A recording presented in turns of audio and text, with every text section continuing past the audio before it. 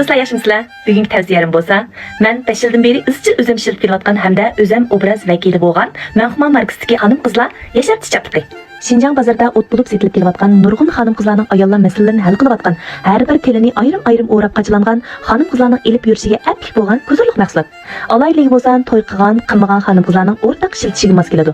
Tuproq orqali badanga singib kirib, badandagi zaharlarni sumirib tashlab, xonim-qizlardagi kichik qo'saq ko'pib chiqib berish, das bo'shlig'i, odat og'irtib kelish degandek nurg'un ayollar masalalarini hal qiladi.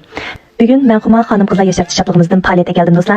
Asl bazi muqim 198 yillik chaplig'imizni bugun 138 yangi faoliyat qildik. Uningdan sirt yana kichik qaplig'idan 4 qap qo'shib beramiz. Qulingizga jami 26 tal yetib bordi. Kirasi haqsiz do'stlar. Bu necha kunning oldida haqiqiy import shipasidan mushtaq mol tushirgan, mol zakaz qilgan do'stlarimizga 2 tal ayollar chaplig'imizni deb qo'ydim. Topshirib olgandan keyin sizga yoqqan bo'lsa ishlatib ko'rgandan keyin yaxshi kelmang, yaxti deb o'ylagan bo'lsangiz, inkas rayoniga yaxshi inkaslarni yozib qo'yishingizni tuvanchilik bilan so'rayman. Hamda bu mahsulotni ishlatib boqmagan do'stlarimizdan bir ishlatib ko'rishini umid qilaman. Ishlatib qolsangiz, kunib qolasiz.